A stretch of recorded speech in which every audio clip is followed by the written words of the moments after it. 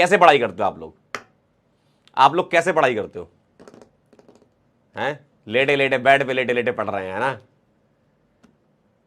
बाहर खिड़की के बाहर देख रहे हैं, बहुत आनंद आ रहा है सर, मौसम भी अब ठंडी की तरफ जा रहा है।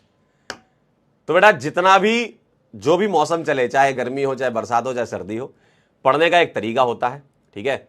और एक स्टूडेंट के जीवन में एक स्टडी टेबल का बहुत बड़ा योगदान होता है, ठीक है। तो भैया लाइब्रेरी में बैठे हो तो बहुत अच्छी बात है ना, ऑलरेडी आप बैठ के पढ़ रहे हो। और अगर घर पे बैठे हो तो भैया बेड पे मत बैठो, मेरी आपसे बहुत हाथ जोड़ के रिक्वेस्ट है बेटा, लेटे लेटे मत देखो लेक्चर, ठीक है। उठ जाओ, बैठो, ठीक है। स्टडी टेबल आपके सामने, चेयर, उस पर बैठिए और उसको एक ऑर्गेनाइज करके रखिए, अपनी स्टडी टेबल को ऑर्गेनाइज करके रखिएगा, ठीक है। ऐसा हौच पौच नहीं होना चाहिए कि जब केमिस्ट्री की क्लास चल रही तो फिजिक्स रखी हुई है, फिजिक्स की क्लास चल रही तो केमिस्ट्री रखी हुई है, और बायोलॉजी तो आप लोगों की बहुत अच्छी है ही, मैंने सुना है ना। तो भाई साहब स्टडी टेबल पर बैठ के ही पढ़ना है आपको, चाहे आप कितने भी घंटे पढ़े। बस ये है कि थोड़ा थोड़ा मूवमेंट करते रहें, लगातार बहुत देर तक ना बैठे, ठीक है। जैसे आप कोई चीज़ रिवाइज कर रहे हैं, सपोज आपका लेक्चर हुआ है ना, तो लेक्चर के टाइम पे तो आपको पूरा लेक्चर अटेंड करना ही होता है। इसके बाद जब आप रिवीजन करते हो, सेल्फ स्टडी करते हो, तो उस टाइम पर आप छोटे छोटे स्लॉट्स बना लें, है ना। आप छोटे छोटे स्लॉट्स बना लें, 40 से 45 मिनट के स्लॉट्स बनाएं, ठीक है। 40-45 मिनट के ऐसे स्लॉट्स बना लें आप, ठीक है। जैसे मान लो आप कितने घंटे पढ़ते होगे, मेरे ख्याल से अगर आप 2-2 घंटे भी घर पे पढ़ रहे हो, मतलब 6 घंटे की सेल्फ स्टडी कर रहे हो, तो बहुत ज़्यादा है सेल्फ स्टडी, है ना। अगर कर रहे हो तो अच्छी बात है, करना चाहिए, पढ़ाई तो अच्छी हो रही है अगर ऐसा है तो। लेकिन अगर आप 1.5 घंटे भी पढ़ाई कर रहे हो, रिवीजन कर रहे हो, उसके बाद क्वेश्चन कर रहे हो, होमवर्क कर रहे हो, और मेरे ख्याल से ऑर्गेनिक केमिस्ट्री में 1.5 घंटे के अंदर आपका काम निपट जाता होगा, ठीक है। फिजिक्स में सवाल सॉल्व करने में टाइम लगता होगा, लेकिन केमिस्ट्री में जल्दी सवाल हो जाते होंगे क्योंकि उसमें सॉल्व करना होता है, ठीक है। तो अगर आप 1.5-2 घंटे भी पढ़ रहे हैं तो छोटे छोटे स्लॉट्स बना करके पढ़े, है ना। और ऐसा भी नहीं कि बहुत ही छोटा स्लॉट बना लिया, सर 10 मिनट पढ़ेंगे और सर आधा घंटा रेस्ट लेंगे हम, बेटा ऐसा बिल्कुल ना करें। भले ही आप लाइब्रेरी में पढ़ रहे हो, 40-45 मिनट पढ़ने के बाद थोड़ा सा ब्रेक लीजिए, 5 मिनट का पानी वानी पीजिए, ठीक है। थोड़ा शांति से बैठिए, ठीक। उस समय फोन मत चलाइए, शांति से बैठिए बस 5 मिनट, ठीक है। 5 मिनट, 5.5 मिनट, 6 मिनट, ज़्यादा से ज़्यादा 7 मिनट, ठीक है। इसके बाद आप वापस आइए, फिर से पढ़िए 40-45 मिनट के स्लॉट में, ऐसे ऐसे आप स्लॉट बना के पढ़िए, ठीक है।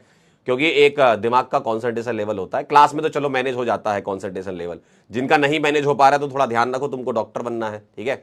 सबसे टफ एग्जाम की तैयारी कर रहे हो आप, है ना, सिलेक्शन वाइज बात कर रहा हूँ मैं। तो अगर मैं आपके इस एग्जाम की बात करूँ तो इसमें थोड़ी मेहनत लगेगी और वो करनी भी पड़ेगी। और जो बच्चे लास्ट ईयर भी सिलेक्ट हुए, आप सुनोगे बहुत सारी मेहनत करके वो यहाँ तक पहुंचे हैं, ठीक है। तो सबसे पहले आपको स्टडी टेबल पर बैठ के पढ़ना है, 40-45 मिनट के स्लॉट के हिसाब से पढ़ाई कीजिएगा। दूसरा भैया, अपने पेपर के बारे में जानकारी रखिएगा। पेपर कैसा, जैसे कि आप लोग बस यही सुनते रहते हो कि टफ आया था, टफ आया था। एक बार आपने पेपर दिया था ना, उस समय आपको आइडिया लगा था, लेकिन अब जब पढ़ते जा रहे हो, जब चीजें तुम पढ़ते जा रहे हो, उस पढ़ते जाने के साथ साथ आप अब एनालिसिस चालू करो, ठीक है। एक एनालिसिस होता है कि आपने कुछ नहीं पढ़ा, कुछ नहीं आता था, फिर पेपर देखा। एक होता है कि पढ़ते पढ़ते जाते हुए पेपर देख रहे हो, तो पिछले 10 साल के पीवाईक्यूज को देखिएगा, किस तरीके से सवाल पूछे गए हैं। और पिछले साल का भी पेपर अगर आप देखें तो 20-30% ही टफनेस वाले सवाल देखने को मिले, और इजी टू मॉडरेट लेवल के सवाल अच्छे खासे थे उसमें, ठीक है। तो आप एक बार देखिएगा कि किस तरीके के सवाल पूछे जाते हैं, और हर एक चैप्टर में आप फोकस करेंगे तो आपको कुछ ऐसे टॉपिक्स मिलेंगे, कुछ ऐसे चैप्टर के अंदर के पार्ट्स होंगे जिससे लगातार सवाल पूछे जाते हैं, मैक्सिमम सवाल आते हैं उनसे। जैसे अभी आपने ताजा एक केमिकल बॉन्डिंग चैप्टर पढ़ के आए हो, बॉन्ड ऑर्डर का सवाल, ठीक, हाइब्रिडाइजेशन का सवाल, VSEPR थ्योरी का सवाल, ये 2-3 टॉपिक से बहुत मैक्सिमम सवाल आए हुए हैं। तो इन टॉपिक्स को कमजोर मत होने देना, इन टॉपिक्स को आप बार बार रिवाइज करते रहो, क्योंकि बहुत ज्यादा प्रोबेबिलिटी, मतलब अगर आप PYQ उठा के देखोगे 90% से ज्यादा सवाल इन्हीं 3 टॉपिक से आए हैं, 90% से ज्यादा सवाल, ठीक है। और अपने करंट चैप्टर की बात करें तो IUPAC से एज इट इज डायरेक्ट सवाल आने के चांसेस कम रहते हैं, लेकिन इसका एप्लीकेशन पार्ट ज्यादा रहता है, ठीक है। अगर आ गया तो बहुत अच्छी बात है, सभी लोगों का सही होता है, आप भी करके आ जाना। IUPAC का सवाल किसी का गलत नहीं होता है, पेपर में आएगा तो, ठीक है। तो इस बात का ध्यान रखिएगा, ठीक है। तो आप पिछले 10 साल के पेपर का एनालिसिस करें, ठीक। और साथ ही साथ इस साल के पेपर को मद्देनजर रखते हुए जेईई मेन के पिछले 2 या 3 साल के PYQs को आप जरूर देखें एक बार कि क्या पूछा जा रहा है वहां पर, क्योंकि वो भी NCERT एग्जाम्पलर के सवाल उठा करके दे रहे हैं, NCERT एक्सरसाइज के सवाल उठा करके दे रहे हैं, यानी कि वो सवाल आपके लिए ज्यादा रिलेवेंट हो जाते हैं, क्योंकि दोनों की ऑर्गेनाइजेशन सेम ही है जो पेपर बनाती है, ठीक है। तो इसलिए थोड़ा सा ध्यान रखिएगा इस बात का, ठीक। तीसरी बात करें, एक टेंटेटिव टाइम टेबल को प्लान कर लीजिए। टेंटेटिव टाइम टेबल का मतलब ये है कि आपको ऐसा नहीं करना कि as it is time table बना लिया, कभी फॉलो होता है नहीं वो। आप स्लॉट वाइज पढ़ाई करिए। जैसे मान लीजिए अगर आपकी क्लासेस के बाद की अगर मैं बात करूं, मेरे ख्याल से 3 साढ़े 3 बजे तक आप फ्री हो जाते होगे, ठीक है। 3 साढ़े 3 बजे आप फ्री हो जाते होगे खाना वाना खा के, मेरे ख्याल से 4 या 5 बजे से बैठते होगे पढ़ने के लिए। तो 2-2 घंटे के आप स्लॉट बना लीजिए, 2-2 घंटे के स्लॉट बना लीजिए। अब उन 2 घंटे में क्या करेंगे आप, आपका जैसे एक सब्जेक्ट है, ठीक है, आज का रिवीजन करना होगा आपको, उसके सवाल लगाने होंगे आपको, होमवर्क करना होगा, और अब आपका कोई टॉपिक मान लो पीछे का छूटा हुआ है तो उसको भी साथ में कवर कर लीजिए, है ना। तो 2 घंटे के अंदर ही आपको सारी चीजें निपटानी है। ऐसा नहीं कि 1.5 घंटे खराब कर दिया फिर आधे घंटे सोच रहे हैं कि अब हम रिवाइज कर लें। अगर स्लॉट बनाया है तो प्रॉपर स्लॉट बना करके पढ़िए। अगर कोई सब्जेक्ट आपका बहुत स्ट्रांग है, जैसे यूजुअली बायोलॉजी आप लोगों का होता है, तो उसको 1.5 घंटा दे दीजिए, बाकी जो आधा घंटा बचा उसको फिजिक्स में लगा दीजिएगा, ठीक है। तो फिजिक्स 2.5 घंटे पढ़ लीजिएगा। तो इस तरीके से थोड़ा मैनेज करिएगा।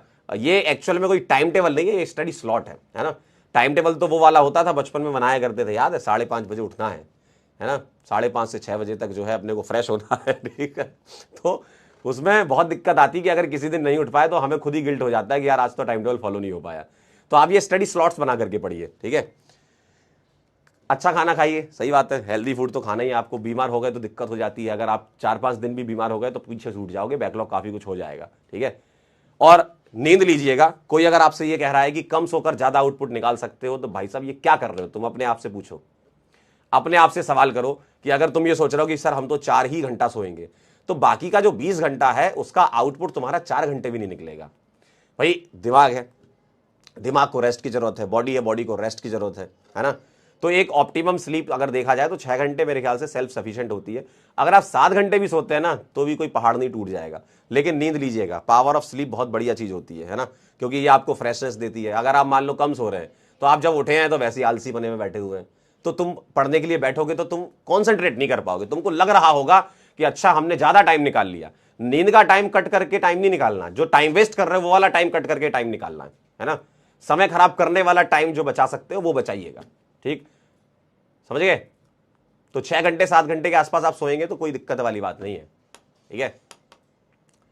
तो थोड़ा सा ध्यान रखिएगा इस बात को। कई मतलब सुनने में लगता है ऐसा, हम तो 3 घंटे सोते हैं, हम तो 4 घंटे सोते हैं, हम तो 2 ही घंटे सोते हैं। क्या है ये, कभी खुद सोच के देखो। 4 घंटे सो करके तुम जो 20 घंटे बचाने की कोशिश में लगे हो ना, वो एक्चुअल में बच नहीं रहे हैं, है ना। बिहाइंड द सीन जो आता है वो बच नहीं रहे तुम्हारा टाइम। तुम वो कॉन्सेंट्रेशन ही लूज करोगे अपना, क्योंकि आप जिस एग्जाम की तैयारी कर रहे हो उसमें टेम्परामेंट बहुत चाहिए, कॉन्सेंट्रेशन बहुत चाहिए। और इतने प्रेशर में पेपर देने जाओगे, क्योंकि इतने सारे बच्चे पेपर देने जा रहे हैं, तो सोचो तुम्हारी मेंटल स्टेट क्या होगी उस टाइम पे, तुमको कितना प्रेशर फील हो रहा होगा। तो उस समय पर एक हेल्दी बॉडी ही आपका साथ देगी, ठीक है। दिमाग से एकदम क्लीन रहिए, नेगेटिव थॉट्स को हटा दीजिए, किसी से कंपैरिजन मत करिए। अपनी लड़ाई है, अपने को लड़ना है, खुद अपने ऊपर ध्यान दीजिए। कोई क्या कर रहा है क्या नहीं कर रहा है इससे कोई फर्क नहीं पड़ना चाहिए, क्योंकि सबकी अपनी अपनी लड़ाइयां हैं। अगर तुम किसी दूसरे को देख करके दुखी हो रहे हो तो उसके जीवन में भी बहुत दुख है, ठीक है। हमेशा आपको लगता है कि अरे सामने वाला बहुत अच्छा है सामने वाला तो बहुत मेहनत कर रहा है, मैं कैसे करूंगा। आप डिमोटिवेट हो जाते हो लोगों को देख करके और डिमोटिवेट पता क्यों होते हो, जब आप कंपेयर कराते हो।